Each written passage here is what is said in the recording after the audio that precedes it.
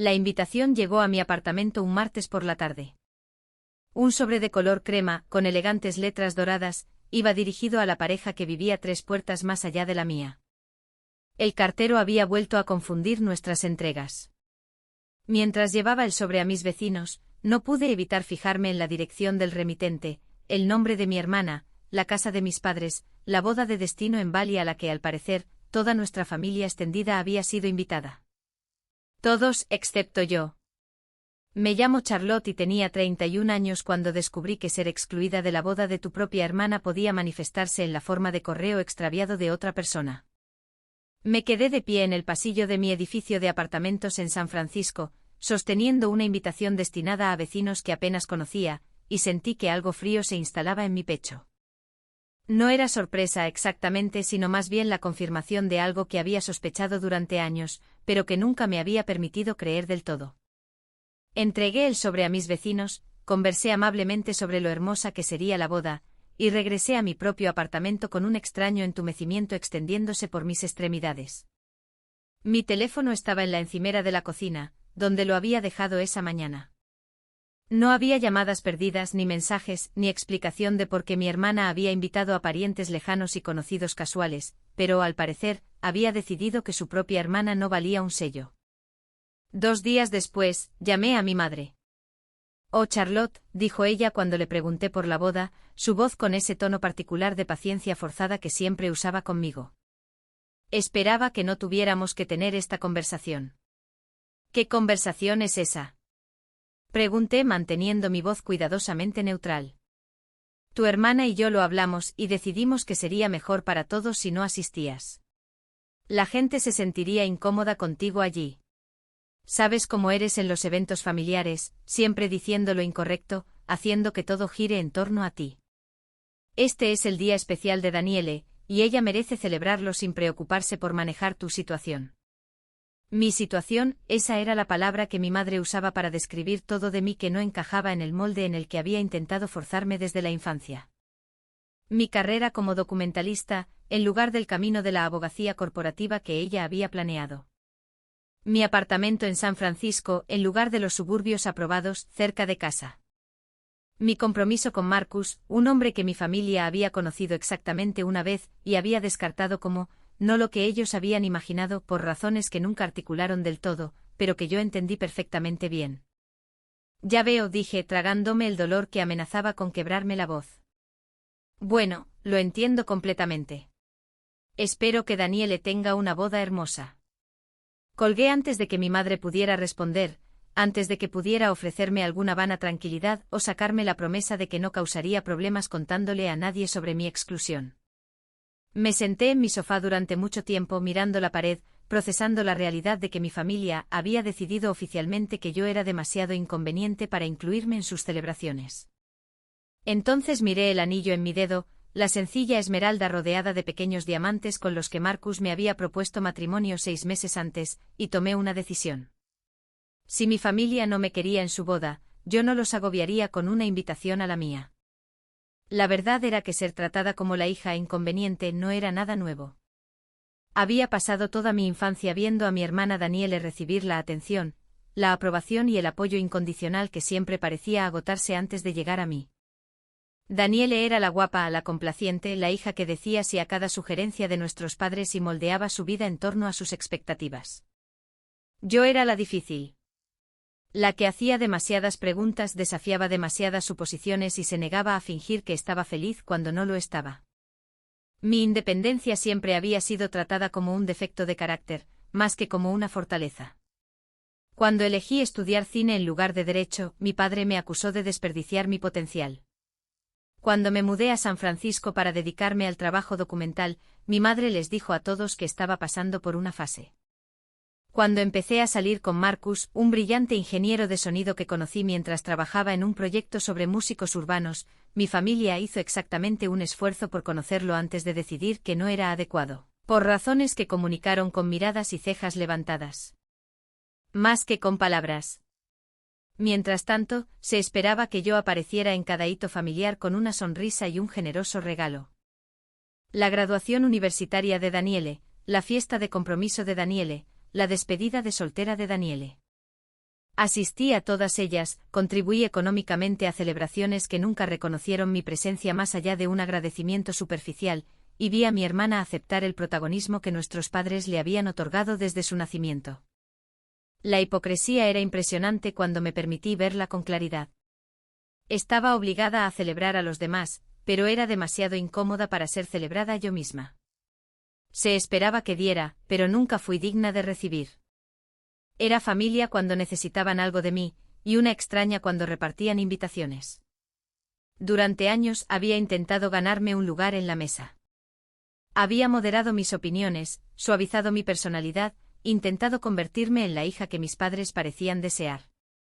Pero ninguna cantidad de adaptación cambió jamás la dinámica fundamental. Siempre iba a ser la difícil, la vergonzosa, la hija a la que amaban en teoría, pero les costaba querer en la práctica, y yo había terminado de intentar cambiar sus mentes. En lugar de cuestionar mi exclusión o de exigir una explicación que ya entendía, me retiré discretamente de cada obligación de la boda que quedaba. El regalo que había planeado enviar no fue comprado. El mensaje de felicitación que habría publicado en redes sociales quedó sin escribir. La oferta que podría haber hecho para ayudar con los preparativos de último minuto quedó sin pronunciarse. En su lugar, me centré en planificar mi propia boda con Marcus. Llevábamos 6 meses comprometidos, discutiendo fechas y lugares sin prisa. Pero algo en el rechazo de mi familia aclaró lo que realmente quería. No una gran celebración diseñada para impresionar a personas que juzgarían cada detalle. No un evento de destino que requiriera meses de planificación y decenas de miles de dólares. Solo Marcus, yo y las personas que genuinamente querían ser testigos de nuestro compromiso mutuo. Encontramos un pequeño viñedo en Soma que podía alojarnos con 6 semanas de antelación. Invitamos a 12 personas, nuestros amigos más cercanos, la madre y el hermano de Marcus, y el mentor que me había dado mi primer trabajo en cine documental. Escribimos nuestros propios votos, elegimos un servicio de catering local especializado en cocina de la granja a la mesa, y contratamos a un solo videógrafo, que resultó ser un antiguo colega mío de un proyecto en el que habíamos trabajado juntos años antes. La ceremonia sería íntima y personal, exactamente lo que ambos siempre habíamos querido. Pero hubo un elemento inesperado que hizo que nuestra pequeña boda fuera potencialmente mucho más grande de lo que habíamos planeado. Marcus había estado trabajando como ingeniero de sonido en una popular serie web sobre bodas poco convencionales. Cuando la productora del programa se enteró de nuestra ceremonia, nos preguntó si estaríamos dispuestos a que presentaran un segmento sobre nuestra celebración. No la boda entera, solo unos minutos de metraje que capturara el espíritu de lo que estábamos creando. A cambio, la productora cubriría nuestros costos de videografía y nos daría plena aprobación sobre cualquier cosa que lanzaran. Aceptamos no porque quisiéramos atención, sino porque el presupuesto adicional significaba que podíamos permitirnos el cuarteto de cuerda que Marcus siempre había soñado tener en su boda. Ninguno de los dos esperaba que el metraje llegara a una audiencia significativa. Éramos solo 2 personas casándose en un viñedo. Apenas el contenido dramático que típicamente se volvía viral, pero algo en nuestra historia resonaría de maneras que nunca anticipamos. 3 semanas antes de la boda de destino de mi hermana en Bali, mi madre volvió a llamar. Casi no respondí, pero una parte masoquista de mí quería escuchar lo que tenía que decir. Charlotte, necesito tu ayuda con algo, empezó, saltándose cualquier saludo o reconocimiento de nuestra última conversación. El lugar en Bali está exigiendo un depósito adicional debido a algún problema con la reserva, y tu padre y yo estamos con los gastos justos cubriendo las otras cosas. Esperaba que pudieras contribuir, ya que no gastarás dinero en viajes ni alojamiento. Casi me reí de la audacia. Fui excluida de la boda, pero se esperaba que ayudara a pagarla. Me temo que no puedo ayudar, dije con calma. Tengo mis propios gastos que gestionar ahora mismo. ¿Qué gastos? Ni siquiera vas a la boda. Exacto. Así que tengo otras prioridades. Hubo una larga pausa al otro lado de la línea. Cuando mi madre volvió a hablar, su voz se había vuelto fría. Sabía que esto pasaría. Le dije a tu hermana que harías esto difícil. Siempre has tenido celos de Daniele, Charlotte, desde que eran niñas. Y ahora ni siquiera puedes ser amable con su boda, porque ella está recibiendo una atención que tú crees que debería ser tuya. No he dicho nada sobre su boda a nadie, respondí, manteniendo mi voz firme a pesar de la ira que crecía en mi pecho. No me he quejado, no he causado drama, no he hecho nada, excepto aceptar la exclusión que me pediste que aceptara. Pero no voy a financiar una celebración de la que fui deliberadamente excluida. Esto es exactamente de lo que hablaba. Siempre tienes que hacer que todo gire en torno a ti. Daniele por fin tiene su momento y no puedes soportarlo. Espero que tenga una boda maravillosa, dije. Pero no voy a contribuir económicamente. Esa es mi respuesta final. Colgué antes de que ella pudiera responder, mis manos temblaban ligeramente mientras dejaba el teléfono. Marcus me encontró en la cocina 10 minutos después mirando a la nada, y me abrazó sin preguntar qué había pasado. Él ya lo sabía. Había visto el patrón suficientes veces como para reconocer sus efectos. 3 semanas más, murmuró contra mi cabello. Luego estaremos casados, y nada de esto importará. Tenía razón, aunque no de la manera en que ninguno de los dos esperaba. El día de nuestra boda llegó con un clima perfecto y ese tipo de luz dorada californiana que hacía que todo pareciera una pintura. El viñedo era aún más hermoso de lo que recordábamos de nuestra visita inicial. Hileras de vides se extendían hacia colinas distantes. El espacio de la ceremonia estaba anidado bajo un dosel de viejos robles. Nuestros 12 invitados llegaron a lo largo de la mañana. Cada uno fue recibido con champán y la genuina calidez de la gente que quería estar allí. La madre de Marcus lloró al verlo con su traje. Mi mentora hizo un brindis que hizo reír a todos, y luego hizo llorar a todos. El cuarteto de cuerda tocó un arreglo de la canción que sonaba cuando Marcus me dijo por primera vez que me amaba, y tuve que hacer una pausa durante mis votos porque no podía hablar a través de la emoción. La videógrafa capturó todo con una sensibilidad que me sorprendió. Tenía buen ojo para los pequeños momentos, las miradas entre los invitados, la forma en que las manos de Marcus temblaban ligeramente mientras deslizaba el anillo en mi dedo. Filmó la recepción bajo los robles, el baile que duró hasta que el sol se puso y se encendieron las luces de cuerda, la tranquila conversación que Marcus y yo compartimos al final de la noche, cuando todos los demás se habían ido a la cama. Revisamos el metraje una semana después, eligiendo qué segmentos nos sentíamos cómodos incluyendo en la serie web. Un clip en particular destacó. Un momento durante los votos cuando Marcus se detuvo a mitad de frase, superado por la emoción, y simplemente me miró con una expresión de amor tan puro que incluso yo, viéndolo en una pantalla, sentí un nudo en el corazón. Ese, dije, si usan algo, debería ser ese. El episodio de la serie web que presentaba nuestra boda se emitió 5 semanas después, 4 semanas después de la boda de destino de mi hermana en Bali. Lo vi con Marcus en nuestro sofá, ligeramente avergonzada de lo emocionados que ambos parecíamos en pantalla, pero satisfecha con cómo el segmento capturaba el espíritu de nuestro día. Lo que no esperábamos fue lo que sucedió después. Alguien recortó el momento de los votos y lo publicó en redes sociales. En 3 días había sido visto 500.000 veces. En una semana, superó el 1.000.000. Para la 8ª semana, después de que mi familia me hubiera excluido de su celebración, nuestro vídeo de boda había alcanzado los 3 millones de vistas, y había sido destacado en múltiples sitios web como un ejemplo de amor auténtico en una era de bodas performativas. Mi teléfono no dejaba de sonar. Parientes con los que no había hablado en años de repente querían reconectar.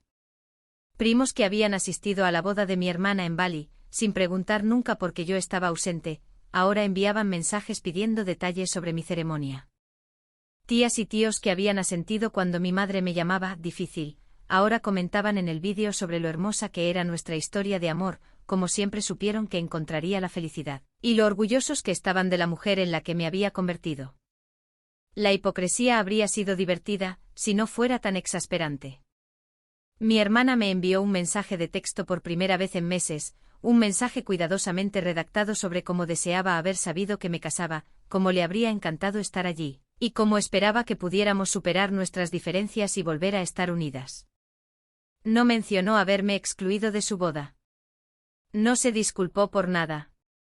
Simplemente actuó como si el vídeo viral le hubiera recordado que tenía una hermana, y que quizás esa hermana ahora podría ser útil de conocer. No les respondí a ninguno de ellos. Los parientes que de repente querían celebrarme habían tomado su decisión cuando aceptaron invitaciones a una boda que me había excluido deliberadamente. Habían elegido la comodidad de mi hermana sobre mi presencia, la narrativa de mi familia sobre la verdad, el camino fácil de aceptar la exclusión en lugar de cuestionar por qué estaba sucediendo. No iba a fingir que 3 millones de vistas habían cambiado la dinámica fundamental que había definido toda mi vida. Cuando mi prima Jessica llamó, sin aliento por la emoción del vídeo, la dejé ir al buzón de voz. Cuando mi tía Patricia envió un largo correo electrónico sobre lo conmovida que estaba por nuestros votos, lo borré sin responder. Cuando viejos amigos de la familia se pusieron en contacto a través de las redes sociales, ignoré sus mensajes por completo. La única persona con la que hablé fue mi mentora, quien se rió cuando le conté sobre la repentina afluencia de interés familiar. Clásico, dijo. Te ignoraron cuando eras solo Charlotte. Ahora que eres Charlotte con 3 millones de vistas, de repente vale la pena conocerte. No quiero ser mezquina al respecto, admití. Pero tampoco quiero fingir que no pasó nada. Entonces no finjas. No le debes a nadie tu perdón solo porque ahora hayan decidido que eres interesante. Tenía razón. No le debía nada a nadie. Cuando mi madre finalmente llamó, respondí solo porque quería escuchar lo que diría. Tu hermana está muy molesta, comenzó, su voz tensa con una ira apenas disimulada. Tu pequeño vídeo ha eclipsado por completo su boda. Todos hablan de tu ceremonia, y nadie recuerda la hermosa celebración que planeamos en Bali. ¿Tienes idea de lo humillante que es esto para ella? Tomé una respiración profunda, dejando que sus palabras se asentaran antes de responder. Déjame asegurarme de que entiendo, dije con cuidado. Me excluiste de la boda de Daniele porque mi presencia incomodaría a la gente. Entonces celebré una ceremonia privada con 12 invitados y sin miembros de la familia. Una ceremonia de la que específicamente no te hablé porque estaba respetando tus deseos de mantenerme separada de los eventos familiares. ¿Y ahora estás molesta porque los extraños en Internet están más interesados en mi boda privada que en la extravagancia de destino de Daniele? Silencio al otro lado de la línea.